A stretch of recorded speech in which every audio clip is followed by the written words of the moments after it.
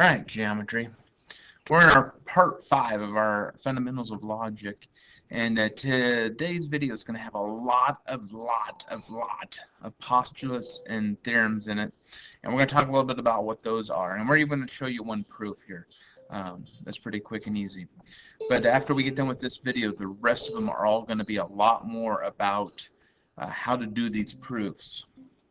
So as we're looking at that and we're trying to figure out how to do these, we're going to have to know what a proof is, what some of these terms are, postulates, theorems, all those kind of things. We're going to get away from conjectures. We might use a conjecture and then prove that it's true. So let's get going on this. The first thing we have today is a biconditional statement. A biconditional statement is the conjunction of a conditional and its converse. When both of them are absolutely true, so I can write it either way, it's called a biconditional statement.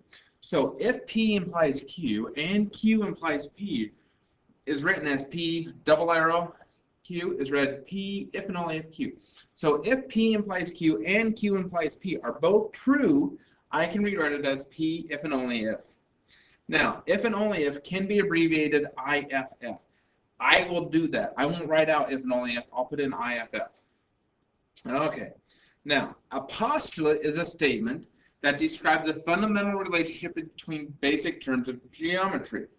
It's kind of like an educated guess, but it's something that we know is true, but we can't really prove it, can't disprove it. We just know that it's true. And that's what it is. So here's the first postulate that we have. Through any 2 points, there's exactly one line. If I put 2 points anywhere, I'm going to draw one line through there. I can't get any other lines to go through those 2 points. I can't call any other line AB unless it's AB. Postulate 2.2. Through any 3 points, not on the same line, there's exactly one plane. And we kind of had that in the assignment that we had the other day. They have to be non-collinear points. If I have 3 non-collinear points, I can describe a plane. The flip-flop of that is 2.3, a line contains at least 2 points. We know it contains an infinite number of points, but I can know that a plane contains 2 points. 2.4 is the opposite of 2.2, and a plane contains at least 3 points done on the same line. And 2.5, if 2 points line in a plane, then the entire line containing those points lie in that plane.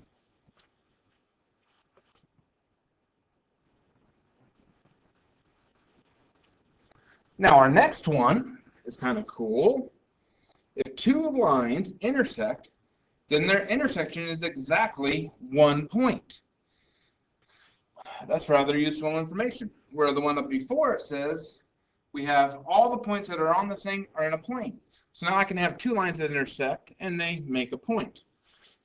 And postulate 2.7. If 2 planes intersect, then their intersection is a line. Okay, those are all the basic postulates. And that all makes sense to us, because if I have 2 surfaces meet, I get a crease in the corner, like in the corner of the wall. If I have 2 lines intersect, yeah, I get a single point. You know, all of these make sense to us, but we have to write them down. They're listed as postulates. Now, what happens if we have a bunch of postulates?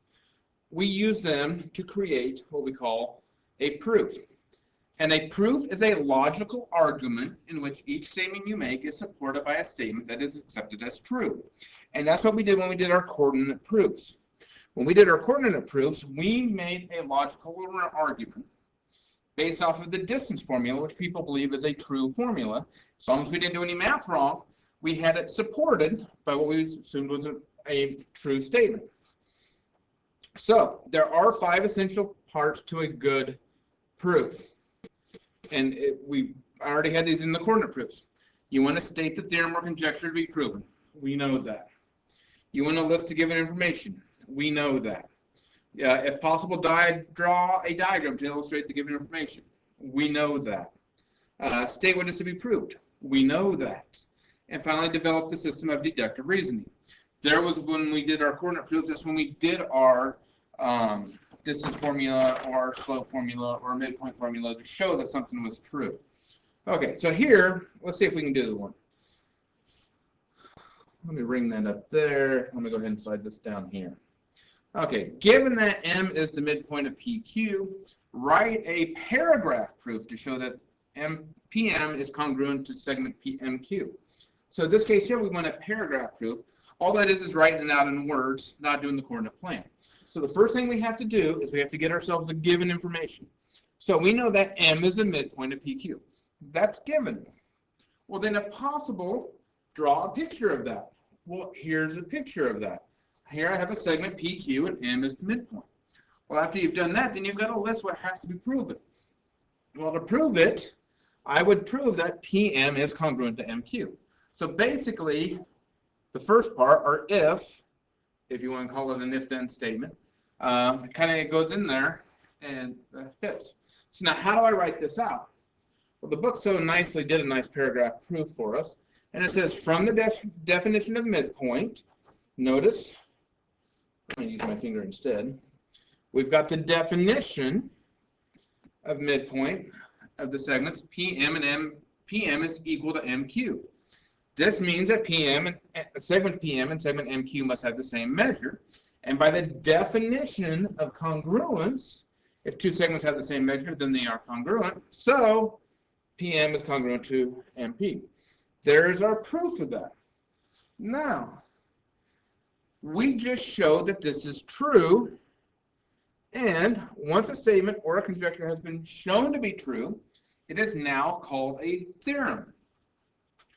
Once a statement or conjecture has been proven true, it has become a theorem.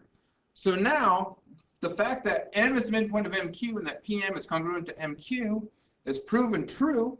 This is now a theorem, and we give it a name. We call it Theorem 2-1, or we call it more specifically, we call it the midpoint theorem. Okay, if M is the midpoint of segment AB, then segment AM is congruent to segment MB. So the midpoint theorem, and it's Theorem 2.1. If you looked in your book in our chapter area, you would have called it 2.8, and that's wrong. We got a different theorem for 2.8. So that's Theorem 2.1.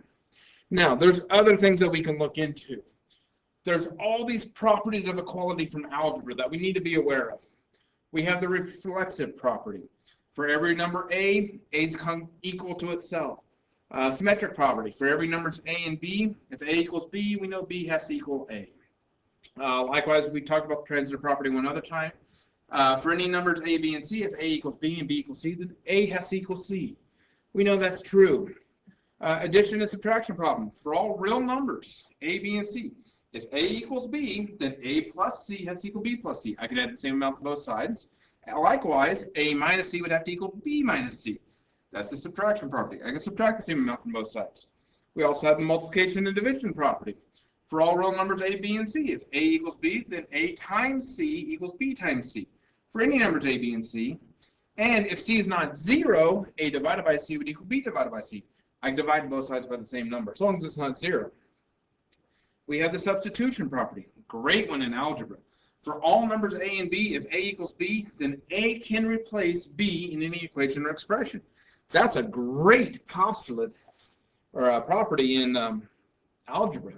Distributive properties, for all numbers A, B, and C, A times the quantity of B plus C is equal to AB plus AC. I just take the number that's on the outside and I multiply it to both numbers on the inside. That's what we do. Okay. Now, the properties of equality here that we just looked at can be grouped together and solve a system of equations. And if I do it and I solve the algebraic problem and I put the reason why I did it, I have what's called a deductive argument. Meaning, I have shown and explained it. So here I'm going to have my algebraic steps and my properties on the right. So we have the original problem. 3 times quantity x minus 2 equals 42. That's my original problem, which means I can make it 3x minus 6 equals 42. That's just distributive property. Now I can add 6 to both sides, which is the addition property. And then I did some substitution because a negative 6 plus 6 is 0 and 42 plus 6 is 48. It's a substitution. And from that I can divide both sides by 3 since it's not 0. It's a division property. And then I can do some substitution, and I would get x equals 16. So that is a nice little way of showing it. I did the algebra steps on the left. I have the reason I did the algebra steps on the right. That's called a deductive argument. According to the Iowa core curriculum, you need to be able to do just that. Now, if we go with that, I can bring this in right here, and I have this neat little statement and reasons right there. So there we go. We got statements and reasons and the whole bit, the whole proof sitting there. So now, let's move on. In geometry, that's the same thing.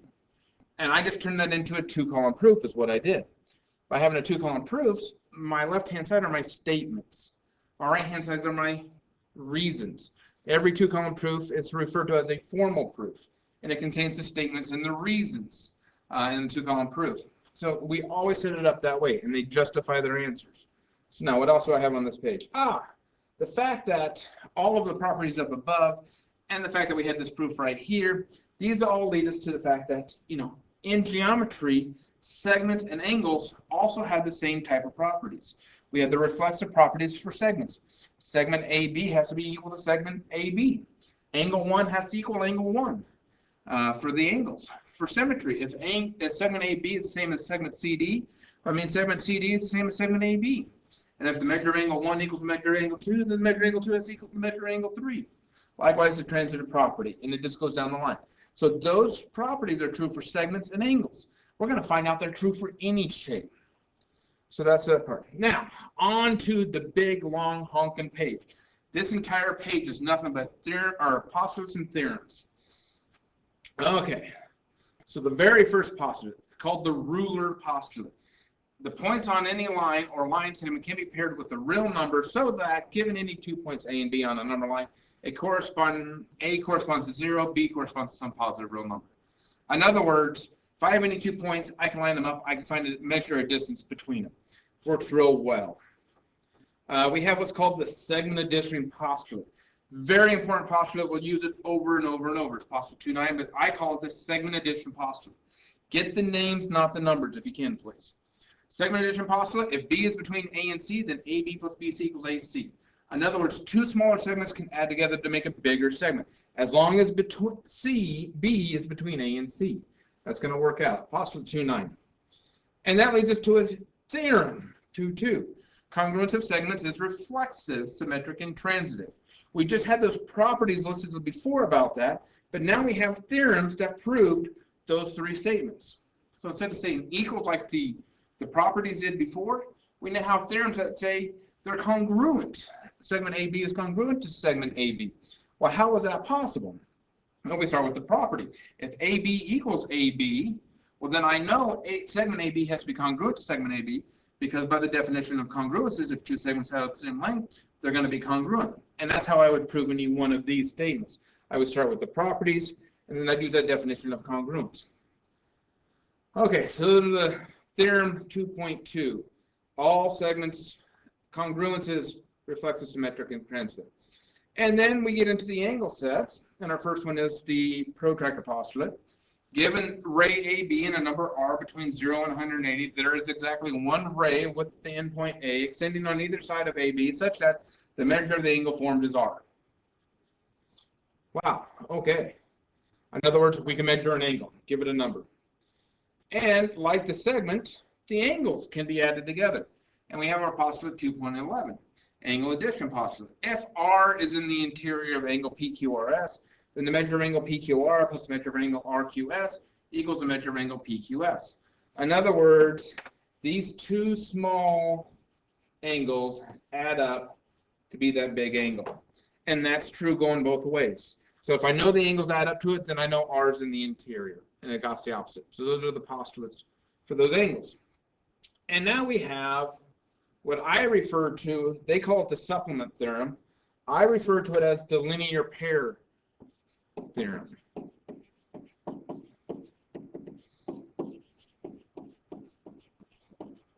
They call it the supplement theorem. I call it the linear pair theorem. If two angles form a linear pair, that's why I call it the linear pair theorem, then they are supplementary angles. Your book calls it the supplement theorem. Well, that makes sense. Two angles that are side by side are forming a straight line. If they form a straight line, then they're adding up to 180. If they add to 180, that means they're supplementary angles. We actually had that in that one of the assignments where we used the law of syllogism, showed just that it was a true statement. We also have what's called the complements theorem. If the non-common sides of two adjacent angles form a right angle, then the angles are complementary angles. So in other words, if I have two angles, 1 and 2, and they make a right angle, that means they add up to 90 degrees. Well, that means that they have to be complementary. So those are those two theorems. We have more angle theorems. We have theorem 2.5, which says that congruence of angles is reflexive, symmetric, and transitive. Not only were they equal, but now we have them as congruent. Theorem 2.5 tells us that. Then we have theorem 2.6. And this is a rather funky theorem. Let me get it all the way down. Angles supplementary to the same angle or to congruent angles have to be or are congruent to each other.